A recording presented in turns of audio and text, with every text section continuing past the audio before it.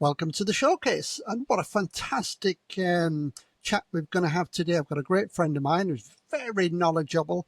I think between us, we've travelled all around the world and done most pubs and clubs in England, and that's the basically the essence of the experience that we're going to bring you today. I'd like to talk about how to be an entertainer. So if you're not already. Now, yes, I agree some people are going to find this controversial, but what me and Geoff discussed today is purely our opinion, and you're entitled to your own. So I'd like to introduce a good friend of mine, Geoff Aday. How are you, Geoff? I'm okay, yeah, you. Fantastic. And just to, would you just give the viewers a synopsis of what you do as an entertainer? Well, I'm a solo singer. In a duo. I do a lot of 80s stuff, but a lot of other stuff as well. And I also do a Meatloaf tribute show, and that's about it, really, Uh, musically. that's all. That's awesome. And you've also been abroad yourself, haven't you, Geoff? You've I had did. I shows worked abroad. in Tenerife, good few years back now, but yeah, I did the Meatloaf tribute show there back in Fantastic. 2014. I left there. What do you So prefer doing, Geoff? Do you prefer working solo, or do you prefer the meat? I think it more depends on the venue than it does the show, really. You can have a good night doing anything if you've got the right audience and the right venue. It's more about that, I suppose. But I think generally the Meatloaf show is the one that gets the most acclaim, I suppose. It gives you access to maybe bigger and better venues as well that maybe wouldn't want you just there as a normal sort of pub singer type thing. So yeah, it opens a few more doors for you, and Yeah. it gives you a chance to work on a bit higher level. Wise words there, Geoff, about being variable in terms of not favourable, because that's important. Now, just for the viewers, we're going to talk about how you become an entertainer. If you're already an entertainer, you'll know all this. But maybe there's some tips that myself and Geoff are going to talk about. And as controversial as it is, we're still going to have a bit of a chat. Now, I'll just give you an idea. When I was in the United Kingdom, in the latter part, I'm talking about the last 3 or 4 years, I was a solo guitar vocalist entertainer, and I couldn't earn a full living from it. Possibly I could if I wanted to, but there was some exemptions that I didn't agree with. But anyway, we're talking about if you've got a full-time job. Let's say you work in a shop, or you work in a pub, or a simple job that's giving you a basic salary, and you have a good voice, or you have a talent as a comedian, or you're a hypnotherapist, or you can entertain people. There's plenty of topics that you can choose from. I think you can earn a good extra income from the entertainment business, just like Geoff does. Geoff doesn't work 7 nights a week, do you? No, no, it's only ever been a part-time adventure for me, apart from when I was in Tenerife, obviously, and I was there working, well, kind of full-time, I suppose. But in this country, I've only ever done it as a part-time thing. Yeah, But it tops up your income. I mean, you're a clever lad. You've got a very good job as an engineer. I'm a designer. Designer, yeah. So you've got a good job. You're pretty flexible. You can go off and do a gig if somebody wants you on Thursday, Friday, Saturday, or Sunday night, or during the day, and that tops up your income nicely, does it? Yeah, it's just a bit extra money, isn't it? A bit of pocket money. It, yeah, it just pays your way, pays for your social life maybe to a certain degree and that kind of thing without having to take it out your main income. So yeah, it's always nice to have a bit extra, isn't it? Yeah.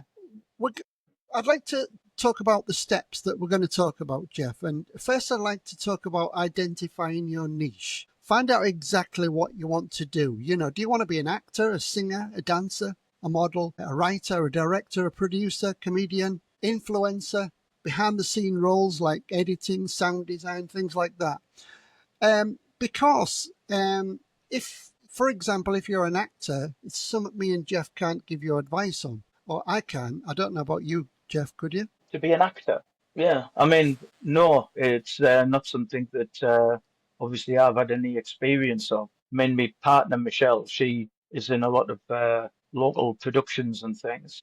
She's played some like big theatres and stuff and whatever for local theatre companies and things. Yeah. But to get into the acting as a paid job, and make a living out of it. It's not something I would have certainly experienced, you know. Yeah, I understand that, and there's lots of things that you can be a comedian, you can be a dancer. Basically, the word entertainer is such a vast word. If you can go in front of people, either make them laugh, make them listen, or entertain them, that's what it's all about. Now, if you choose one of those topics that we've just spoke about, you've got to learn and train. Now, Geoff, when you first started as a singer, did you find it challenging at the beginning? Yeah, but it was like I was quite, I was nearly 30 when I started singing, if you like, singing for money. And I'd worked as a DJ for a while, and I'd worked with various bands as a technician for them and things. So I was used to going out on the road gigging, but not actually being the person on the stage doing the entertaining. So I did work as a DJ karaoke guy for a few years as well. So I was used to speaking to the audience, and I was used to singing in public. I just wasn't used to being the only person on the stage, if you like, and having the whole responsibility of it. But it wasn't like it was straight from everything to nothing. I'd already had quite a number of years of experience being on a stage, you know. But That's a good point, Geoff. But how do you overcome your nerves? I don't know really. I've never really been a mega nervous person, really. So, I think I've just took it as it come and started off with smaller places and worked up to bigger ones and just gradually got used to it.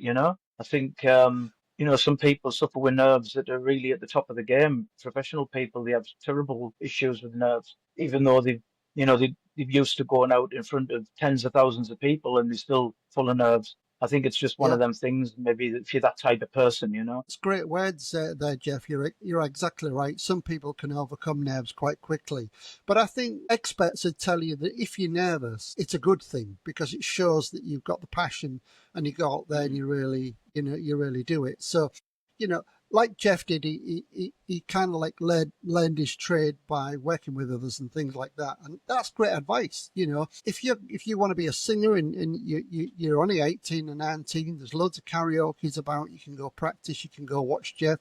Go watch Geoff's wife. You can go in any pub and club that has artists and watch them. Watch what they do, how they move, how they talk. This is all the advice that you need to get into it because a lot of people say, "Oh, I don't know how to be a singer," but really, that's what we're trying to overcome now. Practice regular. Now, we're also talking, Geoff, about building a portfolio.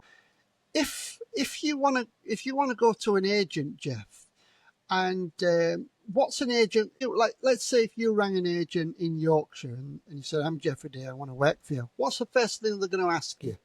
Well, obviously they'll want to know what experience you've had, I suppose, and if you're already an established act, the chances are you might be known to them anyway, because obviously, even though you may only work for one, two, or three agencies, agents swap acts between each other. So you may have worked for that agent at some point indirectly. So if you've been around a long time, like decades, like I have, then a lot of people will know your name. They might never have seen you live or anything, but they would probably know who you are. So it's a lot easier to get hooked up with an agent if you've already got credibility, if you like, and you've already shown, well, I've been doing this for 10, 20, 30, 40 years. Obviously, they know that they've got somebody who's uh, capable of doing what they say they can. It's a bit different if you're a brand new act. Obviously, you've got to prove yourself to them, and they have a way of doing that by the way of having a showcase, pardon the pun. But Yeah. agencies do set up showcases for new acts to go there, go on the stage, do maybe, three songs or something. And if they like you, the chances are they might book you. If they don't like you, well, you might not hear from them again. But it's a good way Oh. of getting yourself known to the agent and hoping to get some work from it. Do you know another good thing, Geoff? We're living in a world now of technology and we've got everything at our disposal.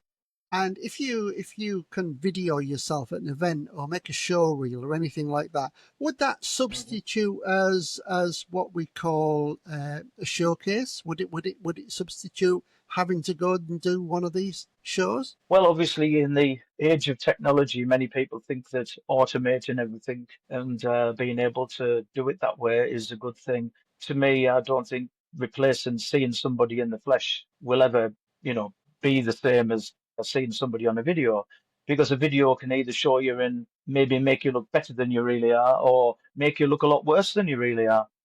Some Mm, people are photogenic, some people look good on camera. It depends on how much money you've spent and how much production you've got done on the video. I mean, obviously, you know, if you spend a lot of money, you can make people to a certain degree appear however you want them to appear with modern technology. But that mm. doesn't mean to say that they're going to be like that when you actually see them in the flesh. So if I was an agent, I'd want to see people in the flesh myself. But then again, I'm old school, aren't I? So, I think of Yeah. everything that way.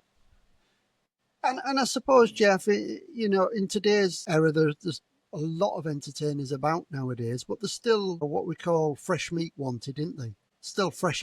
Being able to enter the industry is better, is easier than it's ever been. If you Mm, go back 40 or 50 years, the likelihood you would be singing with live musicians rather than pre-recorded backing tracks. So you were very limited, and your performance was a bit judged by whoever the musicians were, and it would vary a lot from venue to venue.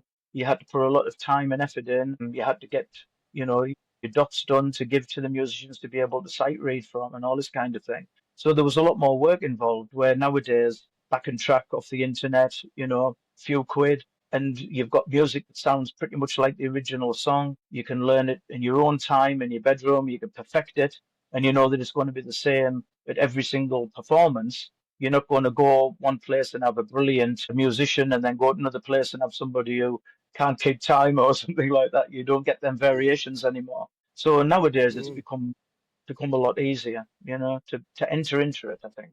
Yeah, and of course, gear's become much lighter nowadays, hasn't it? You can get small Mm. speakers which are absolutely awesome in power. So let's say for a girl singer wanted to come into the market, she could just go and get a small pair of speakers that had awesome power. Yeah, compared to like again 30, 40 years ago, great big massive heavy speakers that, weren't really that powerful. And now you get something half the size and, 5 times the power output or whatever. Yeah, technology's made that a lot easier. Do you think networking is a vital source to any new artist? Networking on Facebook and all the social media apps and things like that. Do you think agents look at that, and do you think clubs and pubs look at that and think, oh, I'll book them? I would think so. I mean, I've certainly had work through people seeing videos or whatever online. Undoubtedly, if somebody likes what they see, they might think, you know, she looks good or he looks good or they look good, whatever, depending on what your act is. And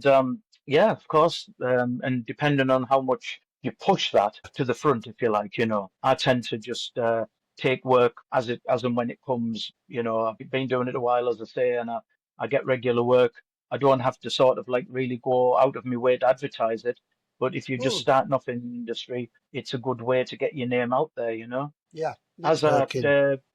doing charity events is another good way of getting your name out there. Yeah, You valid point. probably won't get paid, but it's a good way for people to see a small section of what you can do. And again, hopefully, somebody might see you that has a pub or runs a club or something, and they might think, oh, they might ask you for a booking. So, and anything that gets your name out there is a good thing, isn't it?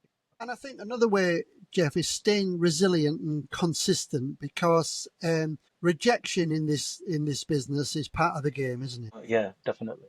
Yeah, yeah. You Everybody just have to goes keep. through it.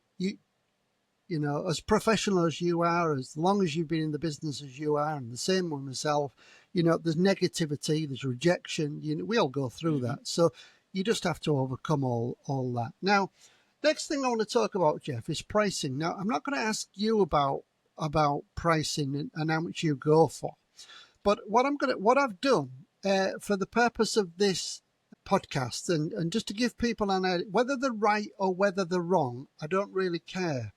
I've looked at ChatGPT, like everybody does nowadays, on using AI, and I've asked it to give me some income breakdown of singers and tribute acts. And I want to just run it by you, Geoff.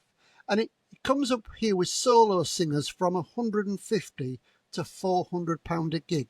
Would you say that's about right? Or does it depend on area? Sorry, Geoff. I would think it would depend on area and popularity and, lots of different factors, isn't there? There Yeah. might be some people who can get £400 for being a solo singer, but I would say that would be the exception rather than the rule at the top end of the pricing range, because when you get up to that level, you're more crossing the boundary into maybe a duo or a tribute show. You're getting into more nearer to that boundary. But of Yeah, course, if you're worth what people are willing to pay for you. It's like an yeah. antique. It doesn't have any intrinsic value, but if somebody wants it badly enough, then they'll pay. And if you have somebody that's very popular and in demand, on the surface, they might not be doing anything different to anybody else, but it's people's perception, isn't it, of what they think you're worth. And that sets your stall for how much you can charge. It's true. Now, we're talking about local function gigs like pubs, weddings, and parties and things like that. Some more private gigs, I suppose, you can demand a bit more money because most of the pubs and clubs have a budget, don't they, Geoff? And Yes. it doesn't matter how good you are, they'll only pay what they can pay. Now, moving on to a duo and bands, Geoff. Hmm. ChatGPT tells us 300 to £1,000 a gig. Would you say that's Yeah, reasonable? I would say probably, yeah. Yeah. Okay, let's Again, move. Let's move. Yeah, go on, Geoff. Yeah, again, it depends on, if you're a band that doesn't want to travel too far, they just want local gigs, they maybe don't have a van, so they're all pulling up separately in their own cars, then they might only want to travel within maybe a 20-mile radius or something. That's obviously going to limit where you can play, isn't it? And whereas Yeah, if you're a touring band and you've got everything rigged up for traveling distances and you can go to all these far out places, then it opens up a whole different spectrum. But not everybody wants to do that, not everybody wants to be on the road all the time. But in my experience and what people tell me, I'm not in a band, but I am in a duo. There are places that will pay good money, but you've got to be prepared to travel for it, and not everybody wants to do that. okay, moving on to tributes, Geoff. Solo or full band. ChatGPT says that the pricing starts from 400 to 3,000 per show. Now, the more Mm. popular tributes are people like ABBA, Queen, Elvis, and Michael Jackson, and they can charge more on the higher end. Would you say those Mhm. fees are within a right range? Yeah, I would say so. Yeah. I mean, I don't know about the upper level because I'm not in a band, like a live band. I'm either solo or duo as a tribute act. So, but yeah, I would imagine that sounds something in the order of it. Yeah, I would say so. But But if you're doing a again, corporate, yeah, go on, Geoff. yeah, there's no guarantee for anything, is there? You will always get exceptions to the rule. Yeah. But these is just ad hoc. What Mm. ChatGPT you can go search yourself. I'm not giving you any palaver. It's all here. But corporate events and agencies. Now, if you're a tribute or function band booked through an agent, you can earn from 1,000 to 5,000 a gig, especially for big events or brand launches. Now, yeah, I kind of Mm. like agree with that because when I was working for Duncan, he had some great bands and some good money. Now, Mm. touring and tribute acts, top tier. We're talking top tier. UK wide or international touring acts with theatre production and full marketing, a bit like what Terry Bell's doing with his Rod Stewart tribute, Pete there, Mhm. can earn 3,000 to 10,000 a night. But this includes costs like crew, travel, promotion. Mm. So net income varies. Would you say that's about right, Geoff? Yeah, again, it's not something I'm experienced in, but I mean, if a lot of the when you get onto sort of theatre level and indeed certain, club venues as well, if you're promoting this yourself and you're not bound by the restriction, if you like, of what the venue can afford to pay, if you think you can sell tickets and people are willing to pay the money for the tickets, there isn't really a limit to what you can earn, is there? Because, you can work out how many seats there are, multiply it by the ticket money, take off your expenses, and whatever is left is yours. Yeah. And doing it that way will, as long as you can put bums on seats, is probably going to be more lucrative for you. However, it does come with all the responsibilities that you've mentioned. You might have to pay for the hire of the venue, and then you might have to get like crew. You might have to get people on the door, security. You have people to sell the tickets. You'll probably have to pay for the service of doing that, and online ticket Mm. sales and things. You'll have to pay for advertising, all that kind of thing. And all of that's coming off your top line. So you've got to make sure that you're going to have enough left at the end of the day after you've spent all of that. But obviously, people do. But it's how much you're willing to put into it and how much you're willing to risk, I suppose, because it is a risk, isn't it? If you don't, Yeah. but certainly if you're doing it for the first time and you're not experienced at it. Yeah, yeah, yeah. Let's move Mm. on to comedians, Geoff, because there's a fair few people at home, or you've met a fair few people in the pub that think they're a comedian, but they think, right, I want to go try my hand at being a comic in a club, but it's very different, you know. Sorry, yeah. Crack a few jokes between us as friends, and we're laughing our head off, and we say you should be a comedian. You know, we don't mean it literally, but you know, some people think, well, I can tell jokes, I'm good at it, until they get on stage, you know, in front of people. Mm. I think it's one of the hardest jobs in the business. Yeah, yeah, definitely. You know, it's I suppose it's the same as well with being a singer. You know, you get some people who are fantastic, have a fantastic voice. Yep, They get up on the karaoke and they can sing a few songs really, really well, and you think, wow, they should be a singer.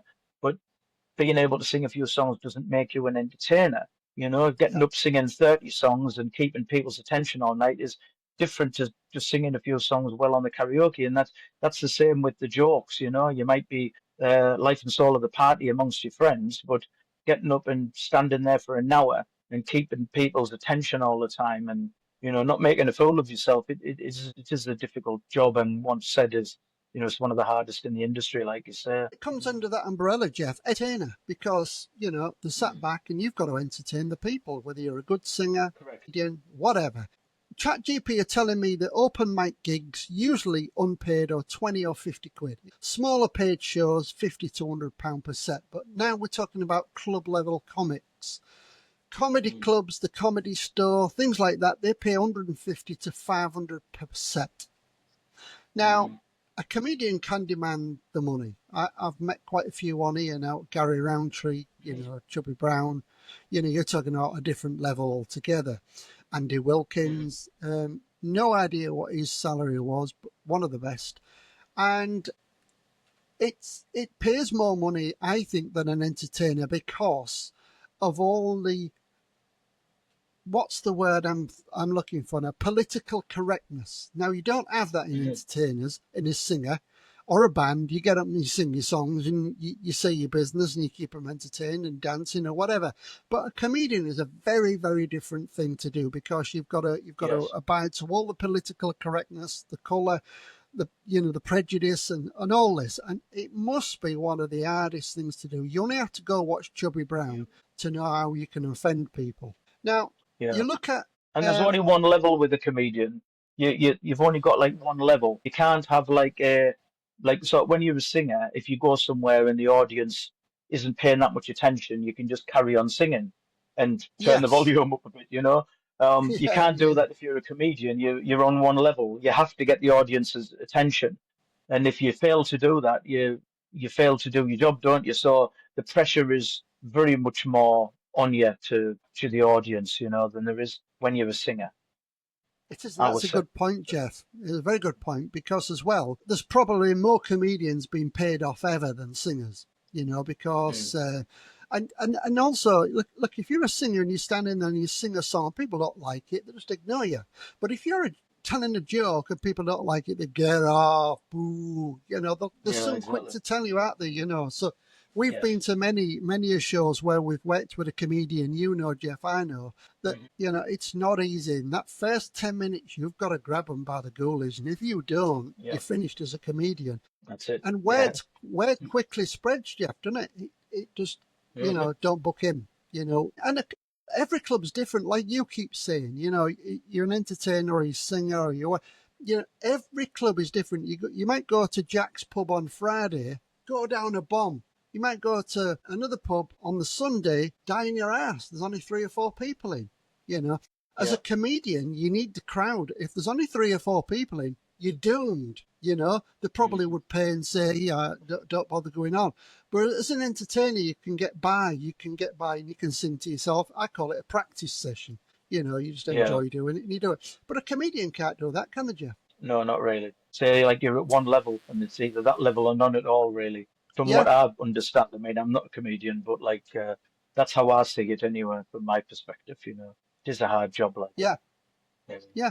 Well, Corporate events for comedians, clean, reliable comedians are in demand and can often earn 2,000 to 10,000 a gig, depending on Mm, profile and audience.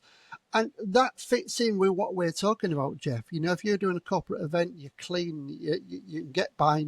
It's very hard to do, you know, without using sex violence and LGBT and all that, you know, political correctness. It's mm, very hard to be to do that. So if you can do that, you deserve that kind of money. Regular mm, work examples: a wedding singer doing 3 or 4 gigs can earn 600 to 1,600 a week. So that's 30 to 70 grand a year. But I can't see that because there isn't that many gigs around to be able to do it full time. mm, A tribute act with an agency booking on and tours can earn 40 to 100 grand a year. That's a lot of money. A working UK comedian doing clubs and corporate work can earn 30 to 80 grand a year. And a top comedian with tours and TV work can earn 100k plus to 1 million a year. mm. Now, we've spoke about this, you know, there's varying levels. You've got to start somewhere. And it Yeah. depends how consistent and energetic and enthusiastic and how entertaining you are. You know. Now, talking about comedians, Geoff, I hate comedians who pick on people. It's not my kind of thing. I'd rather walk out. I don't know about you. Does that tickle your boat? It depends on it, how tastefully it's done, you know. Yeah, but I yeah. suppose, and how personal it is and things like that, isn't it? Yeah. But But have you I mean, seen you that get some people comedian who that are, go on. that comedian who was on telly, Paul Smith, is earning a fortune, but it's just utter filth coming out every swear Mm, word, and you know he looks at somebody in the audience, what the f are you doing? You know, to me that's yeah, not entertainment. I can't stand that yeah, kind of thing, Geoff. But he's on like 100 grand, you know, a show. It's ridiculous, yeah. you know. Like So it's comedians like in that everybody's got their own taste, haven't they? You know, it's like they some have. people might not like, whatever. Some people don't like anything that's like rude jokes, you know. So I don't know. It does depend. Different people like different things, don't they? I suppose. So it's a You bit go to the subjective. comedy club because your friend runs it, and you've probably seen many of an act. What kind of I've seen act a few, yeah. tickles you? What kind of act is would you say really enjoyed that? What kind of comedy? Well, all sorts really, but I suppose, I mean, it's not, I don't go out to see loads of comedians, and when I have done, a lot of them have been old school people, from back in the day that are still treading the boards now. But yeah, I think good. I mean, an example's Jimmy Cricket. He's just brilliant. He doesn't do anything that's offensive, nothing that's classed as sexist or anything like that. It's just all good, wholesome, family friendly, just funny. He's just a funny man, and he's like really brilliant. He doesn't need to do any of that because he is what he is. But then Mm, there's a place for everything, I suppose, and there's an audience for everything, isn't there? Yeah. yeah, but there Yeah. isn't many comedy clubs now, Geoff, is there? There's not many comedy clubs at all. Yeah, I mean, I don't know. I mean, as I say, it's not really something that I've ever been a big fan of, really, is, going to see stand-up comedians. So, like, I only really go if there's somebody I remember from the past on sort of thing. So, nostalgic, that sort of thing. But it's not something where I would go as a regular visitor. So, I'm not really the best person to be asking that question. We I'm not spoke experienced. about, yeah, I know what you mean. We spoke about a lot of things, Geoff, and all of these acts need a quality system, peer system. This is where you come into Mm. your expertise because you're very talented on it. What kind of system would you recommend for an upcoming act, and what kind of money would they be paying? And is quality essential? Well, it's like anything else. You're as only as good as your tools in a way, aren't you? You can have the best voice in the world. If you've got rubbish equipment, well, you might sound rubbish. I don't know. I mean, most modern technology, the baseline is still pretty good compared to what it was when I started out. If you bought bargain basement equipment back then, it was really bargain basement. You had to pay a lot of money to get quality. Nowadays, even the budget stuff's quite good, so. But yeah, I mean, if it's the tools of your trade, if you were I don't know, if you were a builder, you'd go and buy good tools, wouldn't you? So you wouldn't want something that was going to, the first thing you hit with a hammer, the hammer head was going to fall off or whatever. You spend your money on what you can afford. But there is a good second-hand market out there. There's a lot of Is people that who change the gear more times than they do their underwear. So there's loads of good quality second-hand stuff out there that's sometimes hardly being used. I bought a lot of my own equipment second-hand, and it was virtually brand new when I bought it, and I got it for half the cost of what it would be new. But Yeah. I think a big important thing is to go and try stuff and make sure, especially with microphones. I always see people online saying, "What's the best microphone to get?" Well, you can't answer that question because it's not the same for everybody. Everybody has different voices and different tone. So what microphone suits one person won't necessarily suit another. You've got to go and try them and find out what you think sounds best to you. But you can And spend a lot of money, or I would say starting off, get second-hand stuff, and yeah. buy get sort of maybe better equipment, but you won't have to cost you as much because you'll be paying maybe half the price of what it was new. And I suppose also as well is it's going back to that thing that I said earlier, Geoff. Go out, watch other people, and listen Mm, and look. mm, You know, yeah, if you've got a local pub near you and there's acts on every week, and you go in there, you're going to learn quite a lot.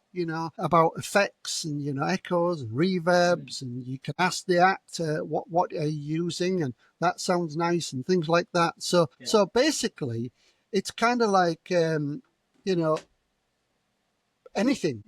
It's like your partner Michelle is one of the best probably drama um, people in the industry. She's absolutely 110% devoted to what she does, and that makes a difference because people can see the emotion and feeling. yes. You know, Yeah, definitely, definitely. I mean, at the end of the day, I think you get out of it what you put into it, don't you? you Simple as do, that. Geoff. If you want an easy You do. ride, and if you're treating it just as a source of income as well, that makes a big Yeah, difference because it becomes a job then rather than a hobby. And then maybe you're more concerned about putting food on the table than you are enjoying the gig sometimes because you have to. It's your income. So that all has an yeah. effect on it. Yeah, I Yeah, mean, the synopsis of all this is what we've spoke about. Basically, there are the jobs there. There is the money available. Pubs and clubs and holiday parks will always want entertainers, and because it's been that way for years. You go on holiday and watch a show. So it depends how much you want to get into it, how much you want to put effort yeah, into it. Where you want to travel, yeah. what shows you want to do. And Mm, basically, from myself and Geoff, you've probably had a lot from our experience. I've gone yes. through loads of gear, as has Geoff, but nowadays you can get very light equipment and secondhand, which is people just give up, don't they, Geoff? Because they think, oh, I don't want to do it anymore. And they sell great gear, so you might as well benefit from it. There's Another always good loads thing, of stuff. Geoff, you need a reliable vehicle. I was just going to say, you limit yourself by whatever you're willing to put into it. And Yeah, I've always been a big advocate for having a van so that, well, A, I'll be able to carry around bigger gear and be able to yeah, do bigger places comfortably rather than stretching a small sound system or, be able to carry a decent sized light show and all that kind of thing. And also not ruining my car in the process. But not everybody wants to have the added expense or whatever. They want to just keep it on a level because it works for them, and that's fine too. But obviously, you're not going to be able to play big events with your own yeah. sound system if you've only got a small sound system. It goes without saying, No, no, unless you're no, lucky enough yeah. to play places that have got their own equipment and they provide it for you. But for us doing Meatloaf, 99% of the time you've got to provide your own sound and lighting and everything. And there's no way you could do that out of the boot of, well, certainly out of the boot of my car. Geoff, So I'd like to ask your final opinion about outfits. Does it make a difference what mm, you wear? I think it does, but then again, it's what's suitable for the venue. A lot of people will criticize people getting up in jeans and t-shirt in a pub. Personally, I wear jeans and t-shirt in a pub. I wear a smart t-shirt or whatever, or something that's, you know, maybe I do a bit of pop and rock and stuff. So, I wear something that may be suitable for that. I think Yeah. if I got on stage in some of the places I play in a tuxedo and a dicky ball, they would think I was absolutely bonkers. Equally, if you play in some corporate event where it's a black tie night and you're a Rat Pack tribute act, then you would want to be getting up in a tuxedo and a dicky ball, wouldn't you? Because that would go with the act and everything. So Yeah. again, it's horses for courses. But I think you know, some people maybe don't put enough effort in, and some people look Yeah, overdressed sometimes. I think it's about just getting it right, you know. But yeah. there What? isn't there I, isn't a one solution for everything, because there never is. no, closing words. I just wanted to ask you that, Geoff, because I think people will always say, is dress important, and fair enough. We understand that is. Now you've been watching the showcase. There's no other channel like this, not that I know of. And I interview entertainers because I believe people like to know about entertainers and how they achieve their success. I make these videos purely for your enjoyment. And all I ask you to do is watch, share, and like. It helps the channel grow. And this particular episode, we've had Geoff Aday, and Geoff is very experienced, and he's come on here to give his time for your watching and listening and understanding. If you want to be an entertainer, you've heard some great tips from myself and Geoff. So I think it's up to you what you want to go do. So if you know anybody who wants to be a singer, get them to watch this, And another thing is, there's not enough comments on the YouTube site. I'd like people to text us, me and Geoff, and say, Geoff, what did you mean about this? Or do you think I can do this? We're always free to answer your text and help other people. That's what it's all about. We're passing our experience on to you people who are just starting in the business. So there's no problem. Please don't text us and say, you said that wrong, you did this wrong, I don't believe it's that price, because it's all controversial. The prices that I got was purely from ChatGPT. If you want to do it yourself, you can go on there and have a look. And what we're talking about is everything that we've experienced so far and up to date. So thank you for watching the showcase. On behalf of Geoff Aday, last words from you, Geoff. Yeah, thanks for having us on, Sean. I hope it's been a bit of an inspiration for at least one person anyway. Don't know everything, but Well, you can only speak from your own personal experience, can't you? You know. exactly. Yeah. I always say two is better than one, three is better than two. But we're Mm. looking at transforming your passion into profit. That's what we've been talking about basically in the entertainment business. So whether you're a singer, musician, blogger, illusionist, or whatever, unlock your potential, get into it and enjoy it, because that's the most important thing. Enjoy it. Thank you very much, Geoff Aday. Cheers.